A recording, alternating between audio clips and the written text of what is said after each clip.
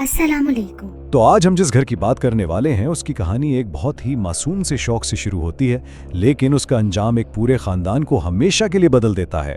ये कहानी है मोहब्बत की, जुनून की और एक ऐसे राज की जिसकी कीमत रूह बेच कर चुकाई गई। ये कहानी है पलीद घर की। जरा सोचिए, कैसा लगेगा अगर कुदरत के सारे कानून ही उलट जाएं, जहां ठंडक जलन बन जाए और घर की चार दीवारी जो सबसे महफूज जगह होती है वो एक जिंदा जहन्नुम का मंजर पेश करने लगे। ये कोई ख्याली बात नहीं, ये उस घर की हकीकत थी जहां से ये खौफनाक जुमला निकला। फ्रीजर से निकाली गई बर्फ अंगारों की तरह जल रही थी। लेकिन हर अंधेरी कहानी की शुरुआत कहीं ना कहीं रोशनी में ही होती है, और ये कहानी भी एक ऐसी जगह से शुरू होती है जहां कोई बुराई का तसव्वुर तक नहीं कर सकता था। चलें इस कहानी की बिल्कुल जड़ों तक चलते हैं। कराची की भीड़-भाड़ वाली गलियों में एक बेवा खातून रहती थी, जिन्हें मोहल्ले वाले प्यार से ताई कहकर बुलाते थे। ताई के 8 बच्चे थे और उनका पेट पालना ही उनकी जिंदगी का सबसे बड़ा मकसद था। गुर्बत थी, लेकिन उनकी रूह को एक और चीज की भी भूख थी, और वो थी इल्म की।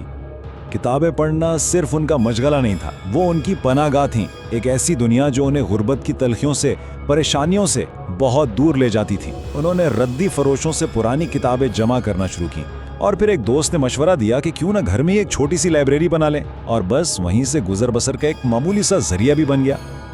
और फिर अचानक सब कुछ बदल गया, ऐसे जैसे किसी ने जादू की छड़ी घुमा दी हो। उनकी किस्मत का सितारा तो चमका, लेकिन इस चमक के पीछे एक इतना गहरा अंधेरा छुपा था जिससे सब बिल्कुल बेखबर थे। ये तब्दीली इतनी तेजी से आई कि यकीन करना मुश्किल है। पहले साल एक छोटे से कमरे की लाइब्रेरी से बमुश्किल गुजारा होता था। अगले ही साल लाइब्रेरी में नई महंगी किताबें आ गईं और साथ में स्टेशनरी की दुकान भी खुल गई।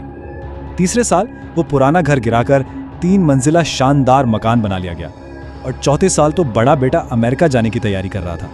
सवाल ये था कि क्या यह सिर्फ किस्मत थी या इस दौलत के पीछे कोई और ही कहानी थी।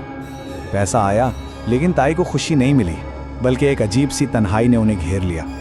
वो अपने ही घर में एक अजनबी बन गई। जो खातून कल तक सबसे मिलती जुलती थी, अब वो खुद को एक कमरे में बंद रखती थी और रात भर न जाने कौन सी ऐसी किताबें पढ़ती थीं जिनके बारे में किसी को कुछ नहीं पता था। यहाँ तक कि जब उन्हें पता चला कि उन्हें जिगर का कैंसर है, जो कि एक जानलेवा बीमारी है, तब भी उनका जुनून कम नहीं हुआ।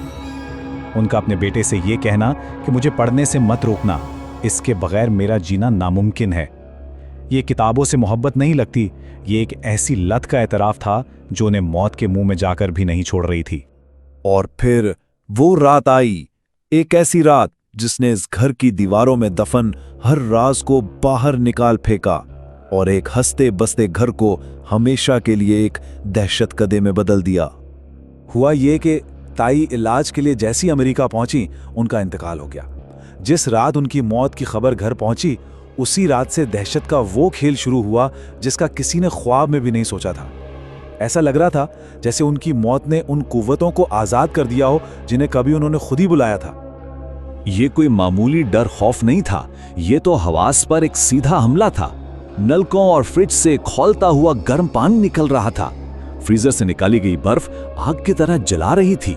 घर के सारे बल्ब एक एक करके धमाके से फट गए और हर तरफ अंधेरा छा गया, और इस अंधेरे में अनजान साए इधर से उधर भागते हुए नजर आ रहे थे। खानदान ज्यादा मजहबी नहीं था, लेकिन इतने खौफ के आलम में उन्होंने खुदा को याद करना चाहा।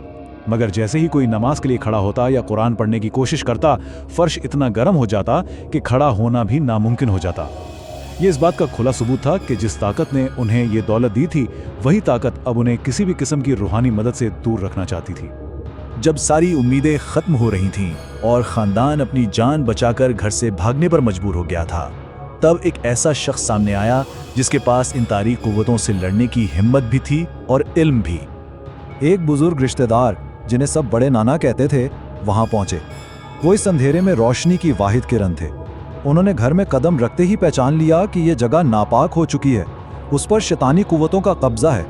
उन्होंने फौरन घर को पाक करने का अमल शुरू किया। ज़ाफ़रान की स्याही से कागज़ पर कुरानी आयात लिखें, उन्हें पानी की बाल्टी में घोला और फिर उस दम किए हुए पानी को घर की दीवारों और कोनों में छिड़कना शुरू कर दिया। यह सिर्फ कोई रस्म नहीं थी, ये ईमान और नापाकी के दरमियान एक रूहानी जंग का ऐलान था। लेकिन यह जंग इतनी आसान नहीं थी। पहले दिन उन शैतानी कुव्वतों ने पूरी शिद्दत से मुकाबला किया।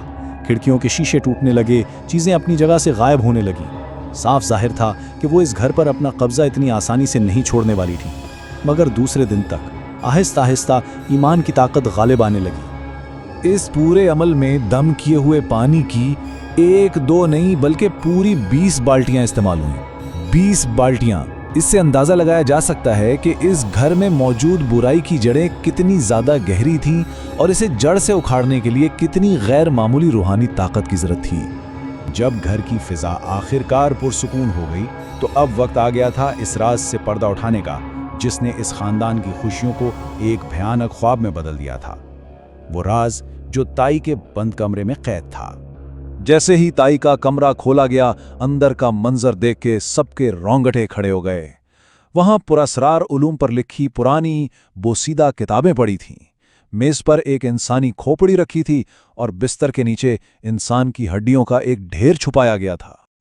और तब सब कुछ आईने की तरह साफ हो गया। खानदान की अचानक मिली दौलत का जरिया सुफली इल्म था, यानी काला जादू। ताई ने ममनुआ इल्म के जरिए शैतानी कुव्वतों से राब्ता किया था। उन्होंने सिर्फ अपनी रूह का सौदा नहीं किया था, बल्कि इस दौलत के बदले अपने पूरे खानदान की सलामती को भी दांव पर लगा दिया था। जैसे ही दम किए हुए पानी की आखिरी बाल्टी उस कमरे में छिड़की गई, पूरे घर में आग भड़क उठी। लेकिन हैरतअंगेज तौर पर इस आग ने सिर्फ वही चीजें जलाईं जो इस मनहूस पैसे से खरीदी गई थीं। ये ऐसा था जैसे बुराई ने खुद अपनी बनाई हुई चीजों को जलाकर राख कर दिया हो। ये कहानी हमें एक बहुत गहरे सवाल के साथ छोड़ जाती है। ममनू इल्म की असल कीमत क्या है, और क्या इंसान कभी ये समझ पाएगा कि कुछ दरवाजे ऐसे होते हैं जिन्हें बंद ही रहना चाहिए क्योंकि उनके पीछे की दुनिया हमारी दुनिया से बहुत अलग और बहुत ज्यादा खतरनाक है।